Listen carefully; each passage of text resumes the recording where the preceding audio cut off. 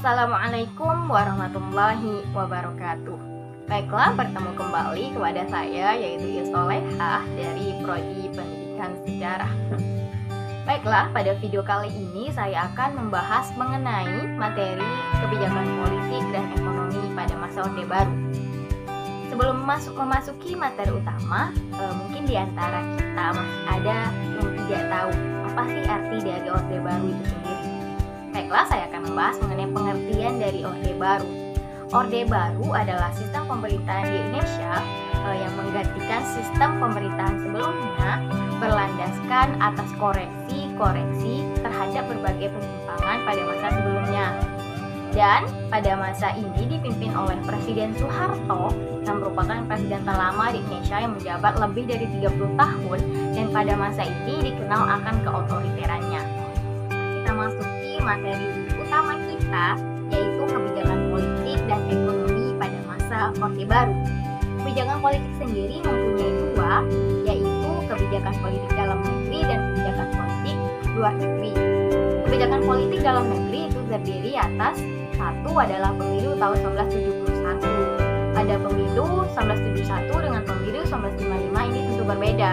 Perbedaannya terletak pada jika pemilu tahun 1971 itu para pejabat negara atau para pejabat pemerintah itu memilih salah satu peserta pemilu, yaitu seperti Partai Golkar. Dan patut kita ketahui bersama bahwa setelah pemilu tahun 1971 ini, Golkar memenangkan pemilu tahun setelahnya, yaitu pemilu tahun 1977, pemilu tahun 1982, pemilu tahun 1987, pemilu tahun 1992, dan pemilu tahun 1997. Dan yang kedua adalah penyederhanaan dan penggabungan partai politik, yaitu hanya mengakui dua partai politik dan satu golongan karya. Dua partai politik tersebut adalah Partai Persatuan Pembangunan atau biasa disingkat dengan P3. Itu adalah berlandaskan nilai-nilai Islam yang tergabung di dalamnya ada NU, ada PSII, ada Parmusi dan juga ada Perti. Kemudian yang kedua adalah Partai Demokrasi Indonesia. Partai Demokrasi Indonesia ini berlandaskan nasionalisme.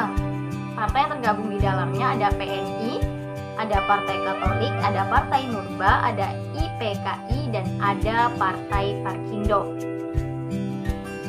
Kemudian yang ketiga adalah golongan karya. Sesuai dengan namanya, golongan karya ini dianggap sebagai wadah bagi orang yang dianggap tidak berpolitik gitu. Dianggap tidak berpolitik dan lebih mengedepankan karya mereka sesuai dengan latar belakang mereka masing-masing. Apakah mereka TNI, apakah mereka itu petani, dan lainnya. Yang ketiga yaitu Dwi Fungsi ABRI. Dwi Fungsi ABRI ini adalah peran ganda dari ABRI itu sendiri. ABRI sebagai aparat pertahanan dan keamanan negara, tapi juga ABRI bisa mengikuti kegiatan perpolitikan di dalam negara itu sendiri. Kemudian yang keempat adalah pedoman penghayatan dan pengamalan Pancasila. P4 atau disebut dengan Eka Prasetya Pancakarsa, yaitu bertujuan untuk memberikan pemahaman kepada seluruh lapisan masyarakat mengenai Pancasila. Yang kedua, kebijakan politik luar negeri, yaitu terdiri atas yang pertama, Indonesia kembali menjadi anggota PBB. Sebelumnya Indonesia pernah keluar dari keanggotaan PBB pada tanggal 7 Januari 1965 dikarenakan diterimanya Malaysia menjadi anggota tidak tetap Dewan Keamanan PBB.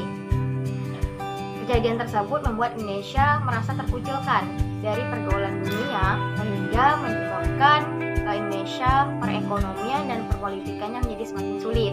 Oleh karena itu, keadaan tersebutlah yang membuat mendesak Indonesia kembali menjadi keanggotaan PBB. Kemudian Indonesia menjadi anggota PBB pada tanggal 28 September 1966. Kemudian yang kedua adalah pemulihan hubungan diplomatik Malaysia, Singapura, dan pemutusan hubungan dengan Tiongkok. Pemulihan hubungan diplomatik antara Indonesia dengan Malaysia itu dilakukan dengan penandatanganan perjanjian antara Indonesia dengan Malaysia, yaitu Indonesia diwakili oleh Adam Malik dan Malaysia diwakili oleh Tun Abdul Razak. Perjanjian tersebut dilakukan di Jakarta pada tanggal 11 Agustus 1966. Kemudian kalau di Singapura itu melalui pengakuan Indonesia terhadap kemerdekaan kemerdekaan Singapura, yaitu pada tanggal 2 Juni 1966. Pemutusan hubungan diplomatik dengan Tiongkok itu dikhawatirkan karena takutnya paham komunisme Indonesia itu berkembang kembali dan menyebabkan pemberontakan seperti tahun sebelumnya. Kemudian yang ketiga adalah memperkuat kerjasama regional dan internasional, yaitu adalah ikut serta dalam pembentukan ASEAN, mengirim kontingen Garuda dalam misi perdamaian, ikut serta berperan aktif dalam KTT non-blok, dan juga aktif dalam organisasi konferensi Islam atau biasa disingkat dengan OKI. Baiklah, kita masuki kebijakan ekonomi pada masa Orde Baru, yaitu ada Repelita, Rencana Pembangunan 5 Tahun, dan Revolusi Hijau. Repelita sendiri mempunyai 6 bagian, yaitu adalah Repelita 1. Repelita 1 pada tanggal 1 April 1969 sampai 31 Maret 1974. Pada Repelita ini itu sasaran utamanya adalah sandang, papan, pangan, dan juga perluasan lapangan kerja dan kesejahteraan rohani.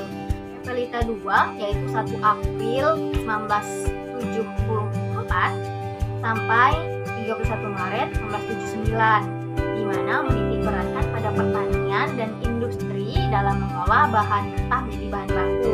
Repelita 3 yaitu 1 April 1979 sampai 31 Maret 1984. Ini menitik beratkan pada teknologi pembangunan dan juga akses pemerataan. Repelita 4 yaitu 1 April 1984 sampai 31 Maret 1989. Ini menitik beratkan pada pertanian untuk menuju swasembada pangan dan meningkatkan hasil industri agar mampu menghasilkan mesin-mesin sendiri.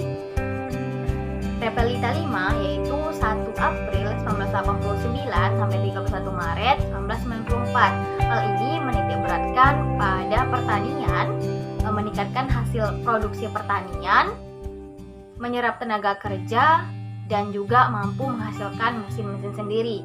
Repelita 6 ini lebih menitik beratkan pada ekonomi, industri, pertanian, dan juga peningkatan SDM. Yang kedua adalah revolusi hijau. Revolusi hijau adalah perubahan cara bercocok tanam dari cara tradisional menuju cara modern. Orde Baru dikenal dengan rezim keotoriterannya dan juga bersifat sentralisasi, yaitu semua berada di tangan pemerintah pusat. Namun di balik itu semua, Orde Baru mempunyai capaian-capaian yang berhasil di Indonesia sendiri. Salah satunya adalah tingkat pertumbuhan ekonomi yang tinggi, karena rencana pembangunan yang dikelola dengan baik oleh pemerintah itu terencana. Yang kemudian Indonesia mengubah status yang awalnya menjadi negara terbesar pengimpor beras menjadi sebuah negara yang mampu memenuhi kebutuhan beras sendiri, atau biasa disebut dengan swasembada beras. Hal ini terlihat pada Repelita 4, yaitu Indonesia mampu menjadi negara swasembada pangan, yaitu mampu memproduksi beras sebanyak 25,8 juta ton. Tentu hal ini mendapat penghargaan dari FAO, yaitu Organisasi Pangan dan Pertanian Dunia, pada tahun 1985. Dan juga Bapak Soeharto dinobatkan menjadi Bapak Pembangunan karena keberhasilan beliau dalam membangun Indonesia pada saat itu.